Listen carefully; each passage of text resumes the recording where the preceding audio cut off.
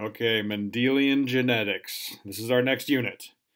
Okay, we're going to be doing a couple of these kind of videos that we're going to be going through. Once I record this, I'm going to put it through Edpuzzle. However, when the video stops in Edpuzzle, like we've done before, okay, it's not going to be that you're answering a video on Edpuzzle. The only question it's going to ask you via Edpuzzle is, did you answer the question below? Yes or no. It's your job to scroll down, find the question that's relevant to what we're talking about, and it will go in order. Click your answer, scroll back up to the video, answer yes, and the video moves on. Okay, while we're doing this, also have your guided notes out, so that way you can fill it in as we're going along. Okay, so Mendelian genetics, and you can obviously pause this as you go along, so that way you make sure you're not behind. All right, so Mendelian genetics, named after this guy right here, Gregor Mendel. Okay, you can see he lived in the 1800s. Okay, he's the first guy. He was actually known as the father of genetics. He's the first guy to study put together important studies tracking characteristics as they go from parents to offspring. Now, these days, this is very, very, very second nature. It makes sense to us now. But again, back in the 1800s, he's kind of groundbreaking. They didn't really know how this all worked. They all just kind of figured, well, I guess that's the reason why you look like your parents. That's all it really was. He was the first guy to figure out exactly how it works. Now, he figured out how it works by studying pea plants. I don't know about you guys, but I hate peas. Therefore, I would not have been a fan of Gregor Mendel. Okay, he was in an Austrian monastery while he was doing this whole thing. And for 7 years, from 1856 to 1863, for 7 years, he grew 28,000 plants. Holy crap, that's too many peas. I hate peas, and therefore when Gregor Mendel came to dinner, I would hate him, because all he was bringing is peas and peas and more peas. Okay, from all of his study, though, he created what are called the laws of inheritance. Now, he got this right. We actually still follow these laws of inheritance today, which in science is pretty rare, because once somebody figures something out, then, 5, 10, 15, 20, 25 years later, some more scientists start studying it. They figure it out a little bit better, so everything changes. These laws of inheritance, he got it right, which is very, very, very impressive. Okay? Now, why he chose the pea plant, besides to torture monks like me that hate peas? Okay? They grow quickly. This is important. He was doing 28,000 plants. He needed them to grow fast. Okay? He was able to get 3 generations in 1 year. Like, can you imagine growing a plant that took 5 years to mature? In order to grow 28,000 plants, you'd be going your entire life. Okay? So it's very good that these things were able to grow fast. Also, the male parts and the female parts, and we'll talk about these anthers and stigmas. I got a picture we'll talk about in a second. Okay? They're easy to manipulate. Okay? They can control which ones are the parents of which generation, which is very important when studying everything. It also produced a whole bunch of peas, so that way he could assist in all of his research. Now, with science, the bigger the sample size, the better. Okay? If you sample 10 people and then assume that's the same for, all of America, that's terrible. You got to have a very, very large sample in order to make big assumptions or big laws of inheritance like he made. Okay? Now here's the stigma and the anther like we just talked about. Okay? The stigma, it receives the pollen. This is the female part. Okay? The anther, like it says, creates pollen male reproductive cells. Like if people are allergic to pollen, they're allergic to this stuff. They're allergic to basically the male parts of the plant. Okay? Now, I'm not sure if you've ever picked up a plant before, but then all of a sudden it's sticky. It's because you accidentally touched the stigma. And the reason it's sticky, let's say that the pollen is randomly flying by, or a bee that has pollen on him lands on the flower, the stigma, it sticks to the pollen, so that way the flower can keep it. Okay? It'd be kind of pointless if the pollen just like fell off, like it landed here and just kept on going away. Once the flower has it, it wants to keep it. So that way it can go down to the ovary and they can have, lots and lots of happy son and daughter flower plants, babies. Okay? Oh, and this paintbrush, we'll talk about this paintbrush in a second. Okay? All right, so there are 7 things from the seeds to the flowers, the pods, the stems, everything that he studied. Okay? We're only going to study a couple of them or talk about a couple of them because it'll get really, really, really complicated. Okay? So Mendel's experiments, first thing he did, he either allowed the plants to self-pollinate, and what that is, self-pollinate, okay, that's not a very rare thing. It happens all the time, okay? It's basically that the pollen from one plant goes and stays with the pollen in the same plant. So it's basically asexual reproduction like in mitosis, which is fine. Happens all the time, doesn't hurt any plants, it's fine, okay? Or he caused what's called cross-pollination. This is basically this is sexual reproduction. You take the male pollen from one plant, put it on the female stigma of the other plant, so now he knows which are the parents. Okay, white flower there, purple flower there. Okay, like he talked about, he can control this very easily because he can remove the stamens or he can take away the pollen producing part of that plant to make sure this plant doesn't self-pollinate. And that's very important. If he's going to track the kids of each generation, he needs to know which parents are the parents.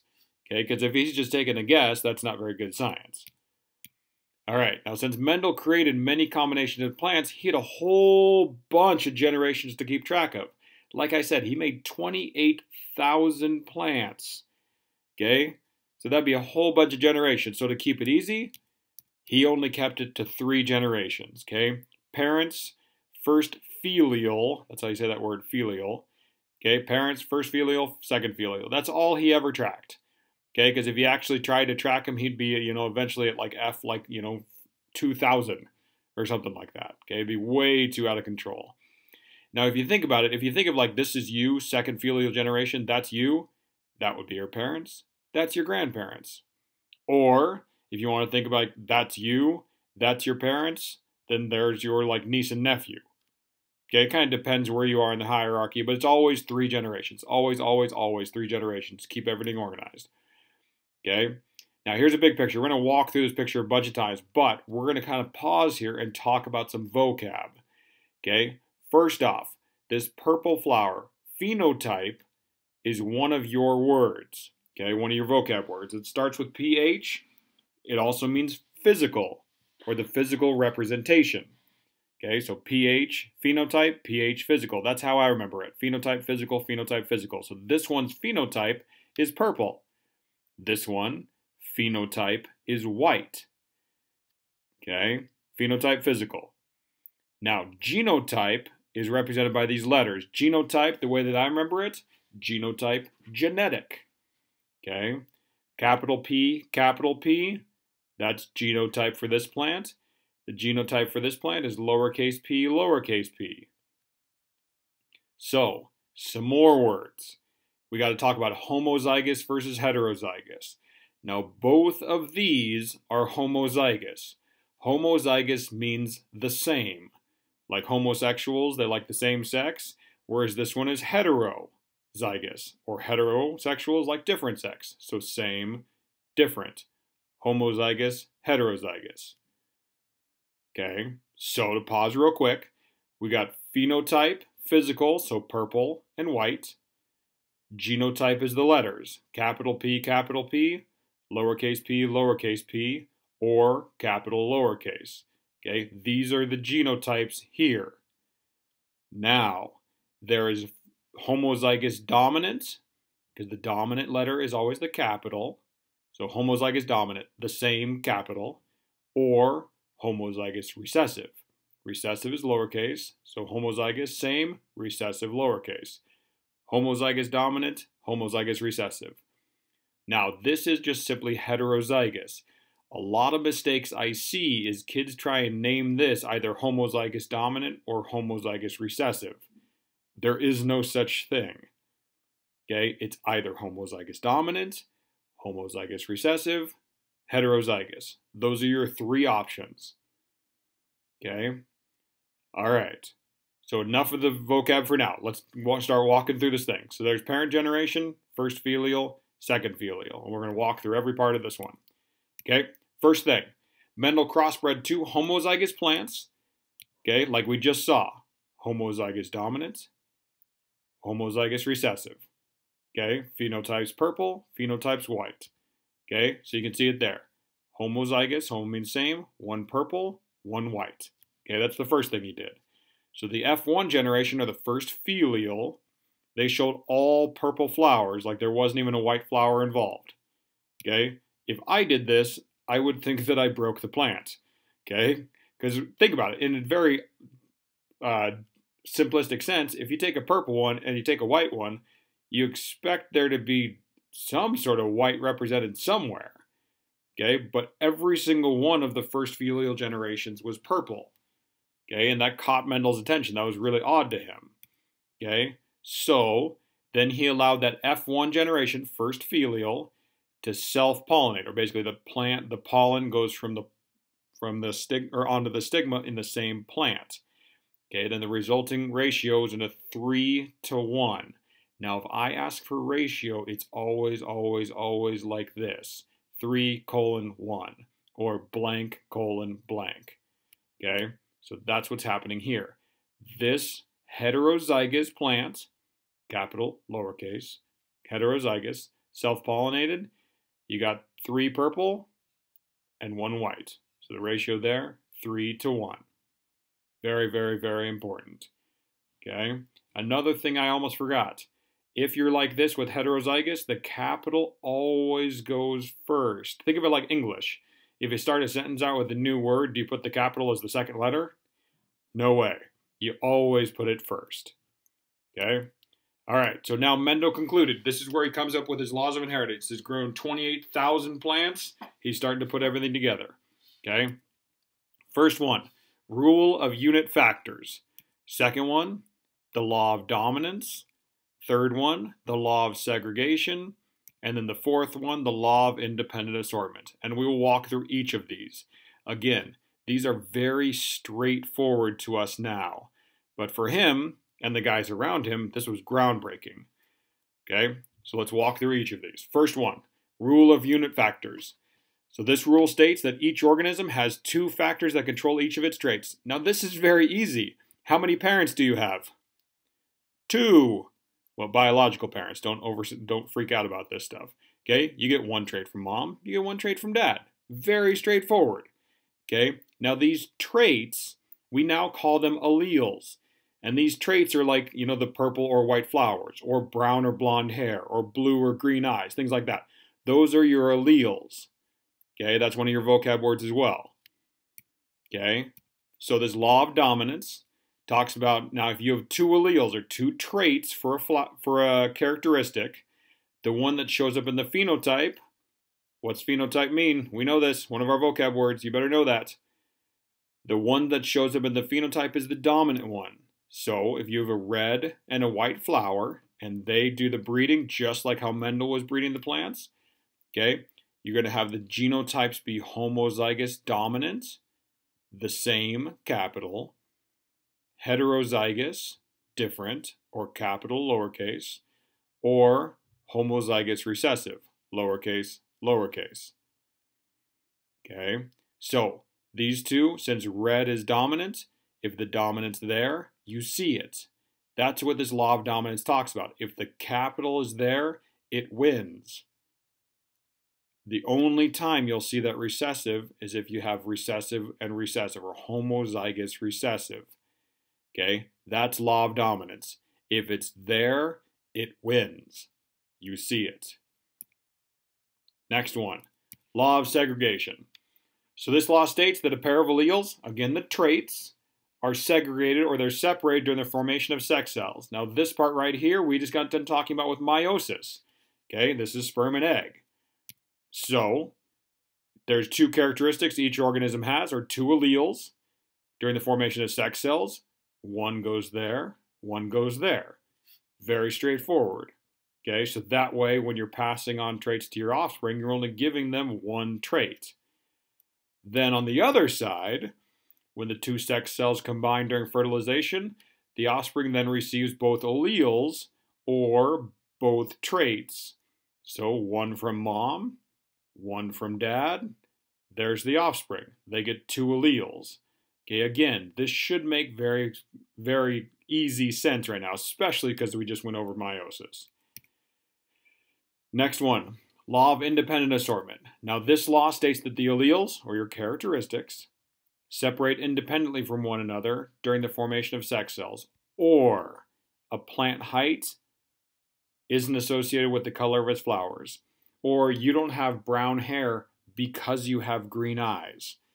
You're not really tall because of your brown eyes. You're not left-handed because you're short. Those kind of things. Your characteristics are not associated with one another. They kind of go together independently. So this picture here, you can see like the capital G right there. It can go with the capital Y, like right there. Okay? But at the same point, that capital G can also go with the lowercase y, like right there. Okay? It's just random. Okay? They're all different. Okay? Like I was saying. Okay? Just like here, the plant height and the color of its flowers doesn't matter. They just kind of randomly go where they're going to go. Now, Punnett squares are something that's very, very, very easy to do, and I assume that you guys know this from middle school, okay? We're going to practice with these guys a bunch to get ratios, to get probabilities, and so on, okay? Reginald Punnett, English biologist, created a way to find expected proportions of a particular genetic trait in the offspring. Again, he figured it out, he named it after himself. So when you figure something else, name it after me. That way I get more famous. All right, so find the expected proportions of a particular genetic trait in the offspring. Basically, think of it like when you get older, like what are the chances my kid will have green eyes? Or what are the chances my kids will have red hair? That's what they're talking about here. If you want to figure this stuff out, there are people that specialize in using Punnett square. They're called genetic counselors that specialize in this stuff. They can kind of give you proportions or probabilities or what are the chances of a particular genetic trait in your kids. Okay, now there are two types of crosses that they do. There's things called monohybrid crosses. Mono means one. Basically, you're tracking one trait at a time. There's also dihybrid crosses. Di or bi means two. So in these crosses, you deal with two traits at once, which this can get complicated. We're actually not even going to deal with these. I just wanted to expose to you that there's more than just the monohybrid or one trait kind of cross. All right, so going back to Mendel. So, again, he did the purple flowered plant. So this is, again, the phenotype is purple, what you see physically. Genotype, homozygous dominant. Okay, with the homozygous white flowered plant, homozygous recessive. Okay, that was his first experiment we just talked about. Okay, now let's go to the Punnett square. Okay, so homozygous dominant, capital, capital. Homozygous recessive, lowercase, lowercase. That's the cross we're dealing with. Okay, now how this is going to work. You take one parent, you put them on one side. Now it's just one allele per row or per column. Okay, so you can see one parent goes there, one parent goes there. The mistake I see the most, which screws people up, is they'll either put like capital P, or they'll put two letters here, or they'll just kind of mix and match randomly. So a capital P goes there, and then a lowercase p goes down there, and then a capital P goes way over there, and a lowercase p goes right there. You have to keep the parents separate. So like one parent on the side, one parent on the top.